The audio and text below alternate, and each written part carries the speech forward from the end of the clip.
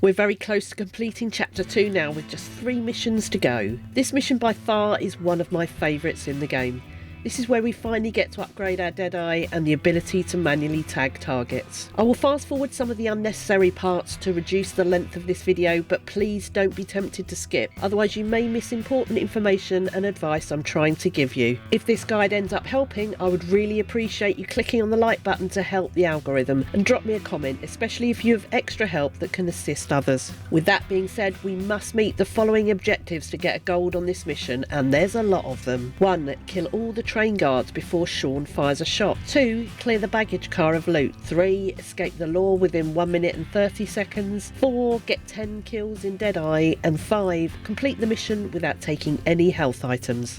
As with a lot of my gold medal guides, I'm doing this on a regular playthrough. The advantage of this is that you can give Arthur full health and Deadeye calls before starting it. But first, if you're doing this on a replay though, one major advantage is that you can make sure your favoured weapon is in the bottom slot of your loadout. To show you this in action, I've inserted some extra footage for you to see how you can do this. Simply get off the wagon after the first cutscene and run to your horse. By putting your favourite weapon in the bottom slot, it will retain it in the loadout and you won't be forced by the game to use the carbine repeater. It must be in the bottom slot though, so the game doesn't change it.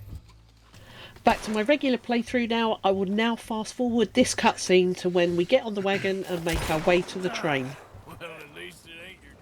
As we ride the wagon to the train, I want to explain to you the meaning of the last and overall objective of the mission, which is to complete the mission without using any health items.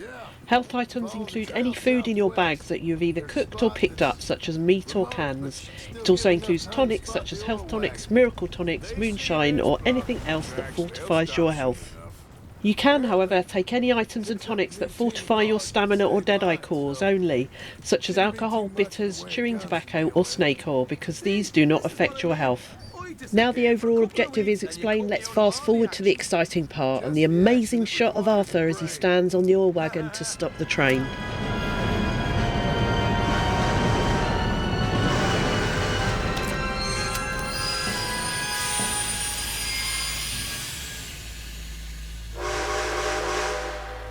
What's going on here?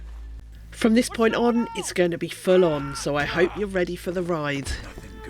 I'm going to show you the full duration of the mission moving forward so you can see exactly how I tackle each of the objectives. For now, I'll follow the game's directions and board the train to help John relieve its customers of their valuable items.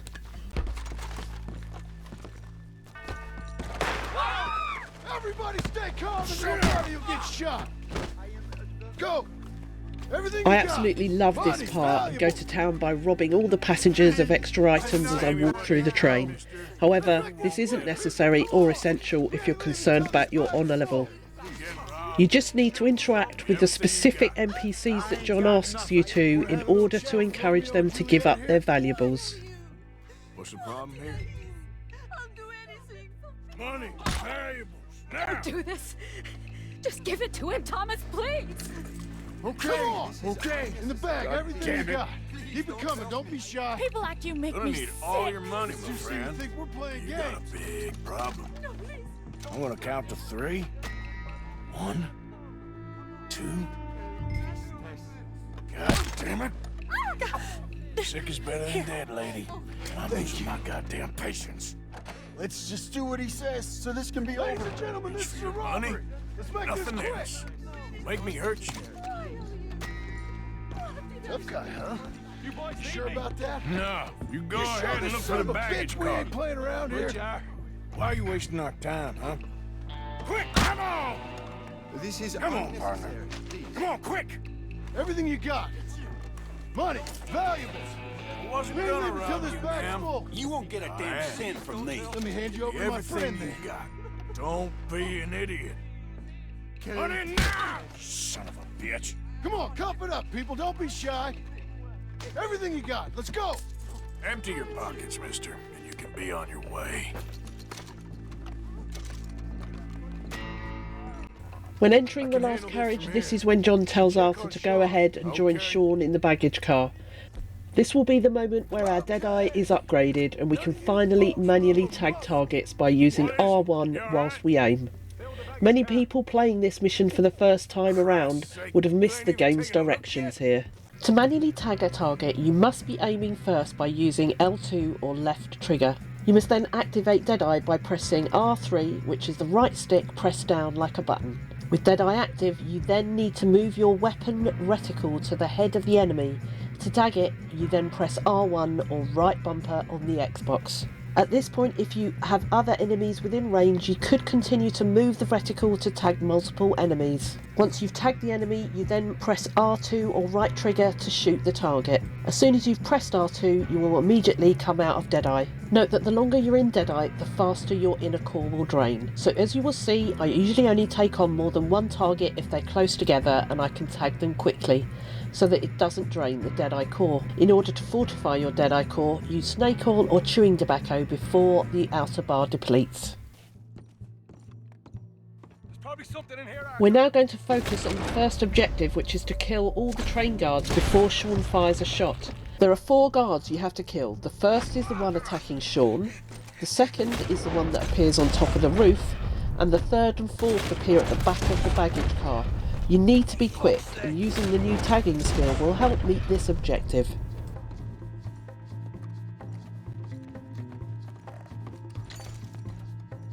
Once all 4 of the guards are down, we then move on to the second objective, which is to clear the baggage car of loot. You can see on your minimap there will be 4 areas marked for you to search. Once you've searched and looted the items, the markers will disappear. Keep moving through the carriage, heading for these markers. You need to loot all 4 areas before the next cutscene triggers. The game will only give you a certain amount of time before it starts, so don't waste time here and work quickly through the carriage. The last area to be searched will be the trunk at the back of the baggage car. If you're doing this on a regular playthrough, it's probably worth freeing up your satchel valuables before starting, so that you do not have to discard anything during the mission in order to pick up the loot. You must pick up all the loot in all of the cabinets to reach the objective. I've now reached the last trunk at the back of the baggage car. This is the game's cue to trigger the next cutscene. Arthur, we've got a problem. There's 2 arseholes on horses. How many you say? I am my big mouth. So now we move on to objective 4, which is to get 10 kills in Deadeye. If done correctly, you should already have notched up a total of 4 while saving Sean.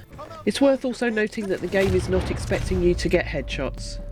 So don't worry if you don't tag them correctly. Getting headshots is a more secure way to actually make sure you get them properly down though, because this is understandably one of an enemy's critical areas of their body. I will let this play out now so you can see how I manage my Deadeye cores. Remember what I said about taking snake oil or chewing tobacco before the outer bar of your Deadeye depletes.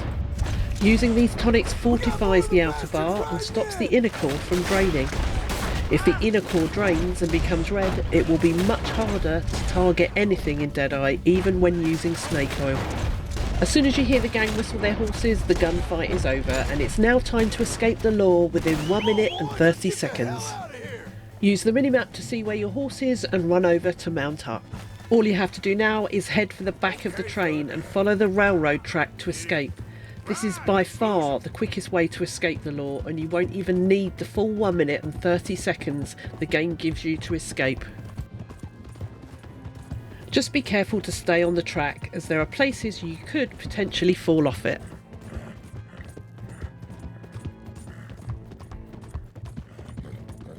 Once you've escaped the law, the very last cutscene will trigger, and all you have to do then is hope and pray that you manage to meet all the objectives. If you're on a regular playthrough, this is the perfect time to visit Jeremy Gill, who is down by the lake, very near to where you end the mission, to trigger the legendary fishing in-game.